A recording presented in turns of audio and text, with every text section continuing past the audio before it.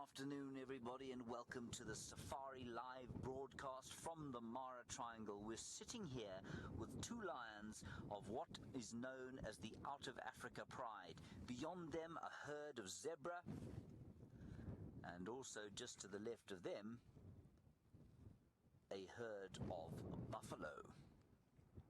Now, these two lions are unlikely to take on those large bovids over there. They're much more likely to try and pick up one of those zebras.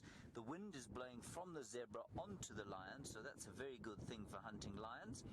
And while we wait here, I'm just going to give you a little bit of background. We're sitting here in the Mara Triangle, and we've come to tell the story of the migration, those wildebeest and zebra and Thompson's gazelles and eland that come up through Tanzania, up into southern Kenya, where we're sitting now. And we're telling the story of their crossings over the Mara River. We're telling the stories of the lions of this area. And we're learning as we go. Every single day we've learned new things about the lions here. We've learned about the Kichwatembo pride, a pride of 5 lionesses, 2 young males, and they are dominated at the moment by 3 males, 2 of them usurpers of the most famous Mara lion, Scarface. He seems to have come back into the area. Maybe his day is not quite yet done. Anyway, for the next 10 minutes, we're going to see what goes on with this lot. Then off to the right-hand side, we've got some wildebeest as well, and they've been coming to this area recently as a result of some rain. And then as we tilt up from the wildebeest, we have the most beautiful lodge in all of Africa, and that is Maasai Mara. That's where we're staying, everyone. Good grief, what a privilege it's been to be there. Thank you, Val. You say this is beautiful. It is absolutely beautiful. It's gorgeous. I've run out of superlatives to describe the area that we're in. In case you're wondering, my name is James Henry. On camera is Jean-Dre. Well done, Jean-Dre. He would normally show you his grubby thumb, but he's zoomed in on those lines, and so he's not going to do it now. And as Val has just done, you're welcome to talk to us on the comment section of this broadcast. Ask us any questions. Tell us what you think about this area. If you've got any information, perhaps that we don't have, please feel free to send it to us. We're hoping to follow these lions tonight on the hunt. It's quite possible that they'll kill during the course of the afternoon. They don't look very full. They're certainly watching those zebra, and our experience here over the last little while has indicated that lions do hunt here during the day. Sam, you say, cool, a lion hunt. Yes, let's see it. Well, we hope to do just that. Those wildebeest and those zebra do not realize the precarious position that they find themselves in now. At the moment, however, the light really does favor the prey species, and those lions are going to be thinking twice about breaking cover in front of the buffalo. A buffalo will not tolerate them being too close. Sunel, you're wondering how many days we're going to be doing these broadcasts. Sunel, this is the last day. This is the last of 5 days. I've no doubt we're going to come back to this area fairly soon. But basically, we came here to see what it would be like. Could we do a live broadcast? What are the stories of these lions? And I've got to tell you, everything we've seen so far has by far exceeded our expectations. We've had the most wonderful, wonderful time here, and hopefully we're going to have more wonderful times today. After we've been with these lions, we're going to watch them for a while. I don't think they're going to hunt before the night falls.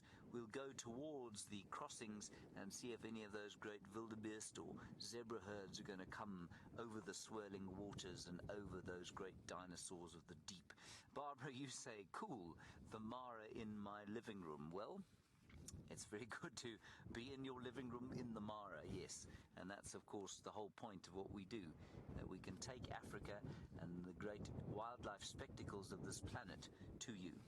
What I'm going to ask Jean-Dre to do while the lions are sort of snoozing on the ground there is just to pan over the scene from the left of the Ulololo escarpment that we've got there, and also the deep green woodland that sort of fringes the drainage line, on the fringes of which this herd of buffalo are grazing.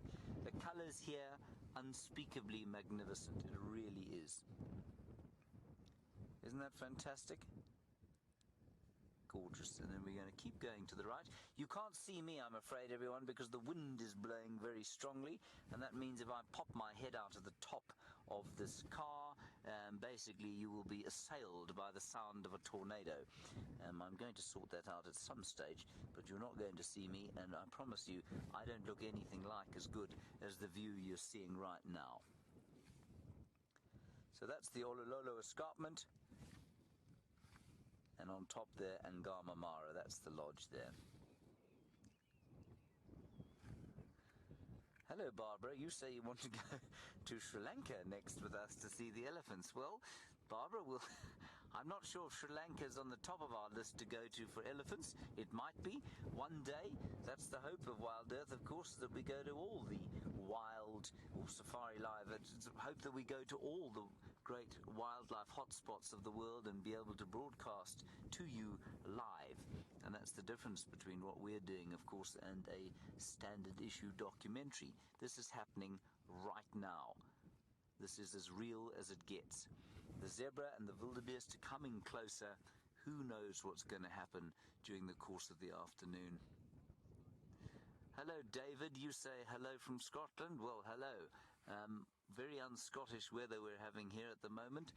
We have had a beautiful storm, and it fell on top of the lodge where we were. It's sort of trickled over the edge of the escarpment, and the further east that you go from here, the drier it's been this afternoon.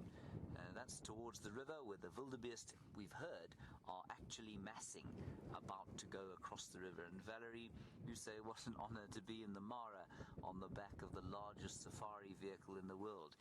Well, it's an honor to be in front of the largest safari vehicle in the world, especially here in this magnificent landscape. I have to tell you, I have never seen a place as beautiful as this. The diversity, the sheer number of animals has been utterly overwhelming. So we're going to sit here for another 3 minutes or so, see what these lions do. We're definitely going to put our tracker-in-chief over here, perhaps to wait and see what they do before we head off to the crossing to see what happens. We might just wait here. And Sam, well, what a wonderful comment from you. You say, this place brings back memories, and that there is no feeling in the world like being in a place like this.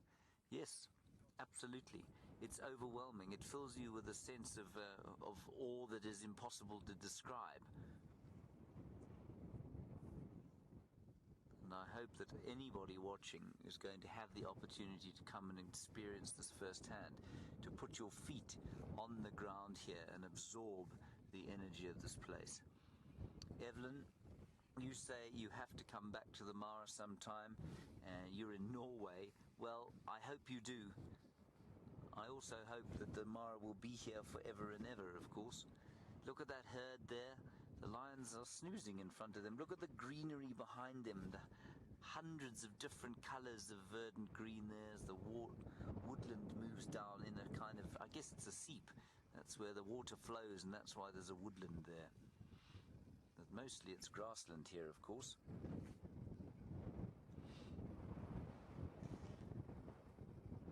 Hello, Heidi. You say, after these experiences, would I want to go back to the Mara again? Heidi, I would like to spend an extended period here in the Mara. It is quite possibly, as I've said, well, you must be tired of me saying it, but over the last 5 days I've just described what an incredibly magnificent place this is, and I've run out of adjectives and superlatives to describe its magnificence. There's the lodge we're saying. You can see it twinkling in the sun. That's Maasai Mara, with the best view on God's earth. It is really quite astounding. The sun just peeping out now as the clouds blow off, and hopefully they won't dump on us yet again.